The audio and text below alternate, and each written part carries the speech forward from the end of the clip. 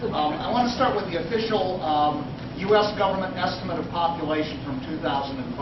We're all awaiting the outcome of the 2010 census, but in the middle of the decade, the government issues an official estimate. And in 2005, the estimate was 296 million living in the United States, of whom 36 million were foreign-born. I guess that's about 13%. Well, if you accept the estimate of illegal immigrants in the U.S., the estimate that everyone uses is 12 million. I think it's a lot higher than that. But if we go with that, that means about 1/3 of the foreign-born in the U.S. in 2005 were here illegally. Now, 2 years ago, in 2008, the Pew Research Center issued a projection of what's going to happen to our population if we do nothing. And it's online. You can Google it, Pew Research Center 2005 to 2050. And their determination, looking at the rate of growth in the United States, is that by the year 2050, assuming we do nothing, we just sit back and enjoy our lives, the population in the United States is going to be 438 million, which is an increase, I'll do the math for you, of 142 million. Right, 142 million additional people. That's about 50% when we started at a base of 296. So it's pretty close to 50%. Now, think about what that means if we do nothing and add 142 million people. That was a great talk that you just gave, and all the statistics. I mean, public schools. Where are we going to? Who's going to pay for educating all those kids? Where are they all going to park their SUVs, right? Talk about traffic on the highways now. What are the traffic jams going to be like when we add 142 million people here? How many more million barrels of oil are we going to have to import to satisfy the energy needs? How many more deep water wells are we going to have to dig to look for petroleum? How many more tons of coal are we going to have to burn to provide energy for 142 million people? How much more clean water are we going to have to provide for a population increase of 142 million people if we do nothing?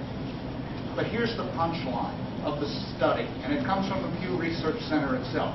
Of that 142 million increase in our population, 82% is attributable to immigration.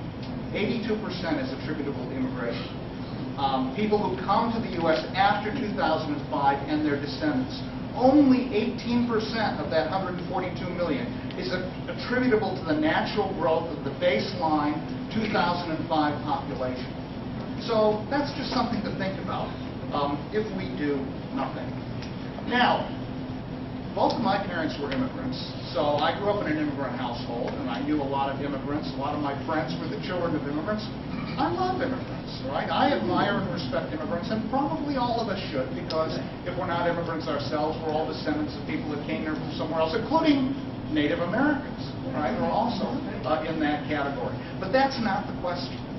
The real question is, as we all know, is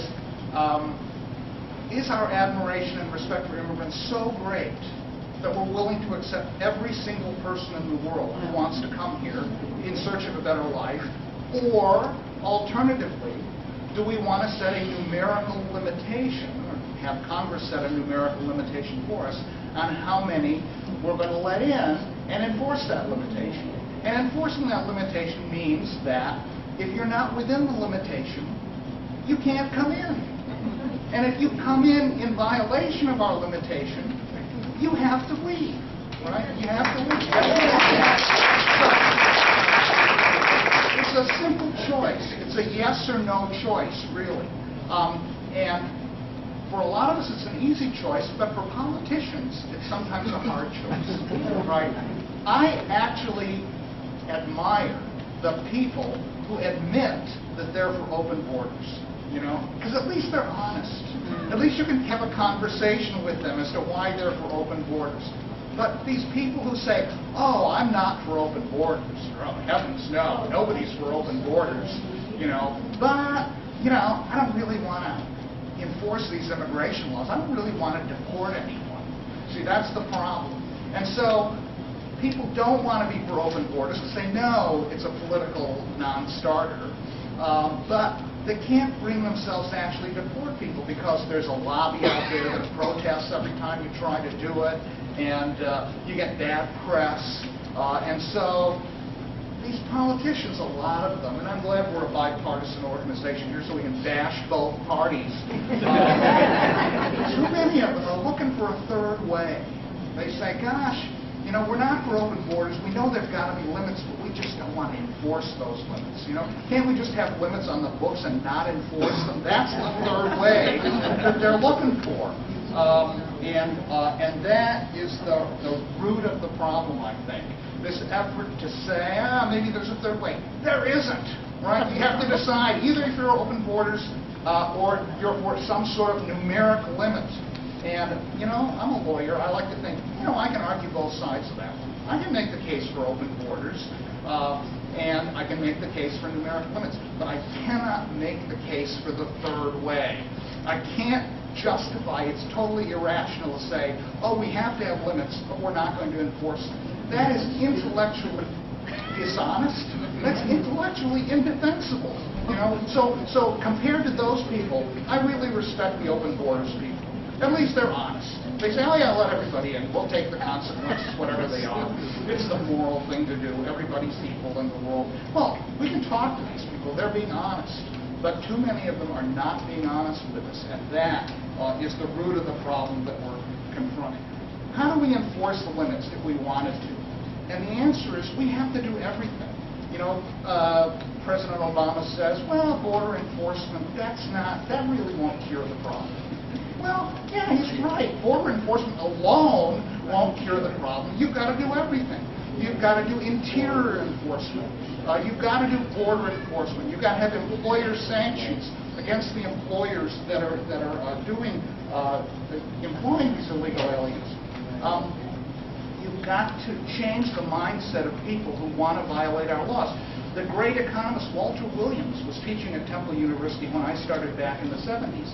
And I remember Walter Williams saying, the poor people of the world may be poor, but they're as capable as any of us at doing a multifunctional cost-benefit analysis to figure out what's in their own self-interest. That's absolutely true. And so for the millions of people out there in the world who are trying to make a decision, should I violate the U.S. immigration laws and come to the U.S. illegally? Yes or no? They're really engaged in a cost-benefit analysis. What do I get if I violate those laws, and what risks do I run?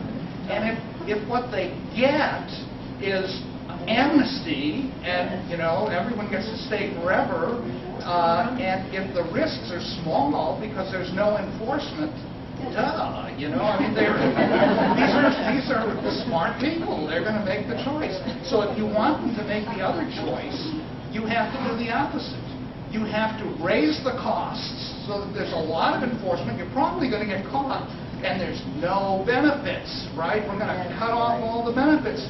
And then they will make the rational decision, maybe not, right? Maybe I won't violate the law.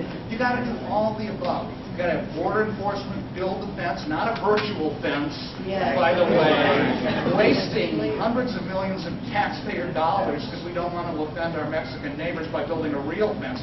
We're going to buy all this high-tech stuff that doesn't work and put it at the border. The only thing we got from the virtual fence was good high-color pictures of these people coming in. Virtual fence. And they admit that's a failure now. But you got to have a real fence. You got to have interior enforcement. That's a problem. Now, politically, the last two administrations, and it's good that we can be bipartisan here, have been terrible on immigration.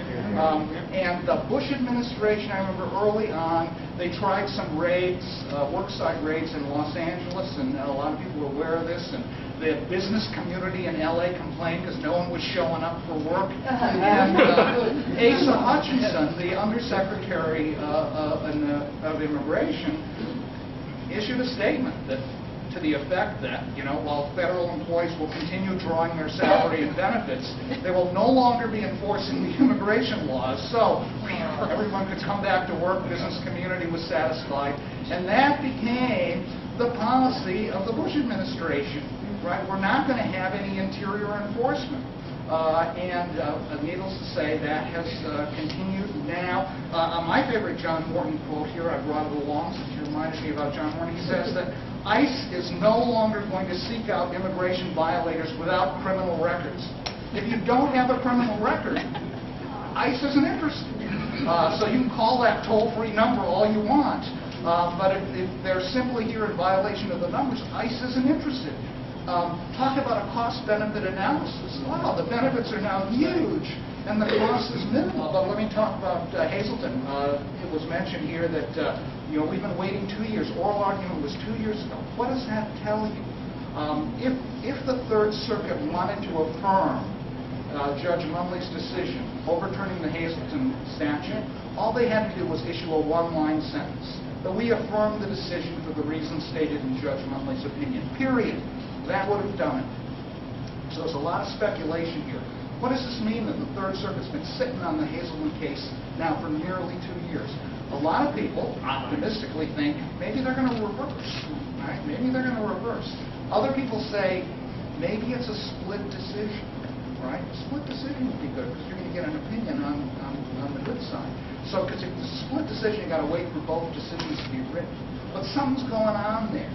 And Hazleton is like Arizona. I mean, Hazleton was the first test of, in the absence of federal enforcement, where the federal government obstinately refuses to enforce its own laws, can the state step into the gap and enforce the federal law? We're not trying to do anything in conflict with federal law, but simply to enforce the standards of the federal law. In Arizona, there was a fascinating poll, some of you may have heard it on the radio today. Quinnipiac poll just came out confirming, which many of us knew, that the majority of Pennsylvania voters support the Arizona law and want it. A lot of people knew that already, but it's nice to have the poll confirm that, and not by a small margin, but by a significant margin. So I was saying before the panel began that it's one of the paradoxes of democracy that when you clearly have a majority of voters who want something, why can't it move forward? Why can't we get what the majority of people clearly want? There is this perception that there are political concerns that intimidate both political parties from taking action on this matter. I just question that.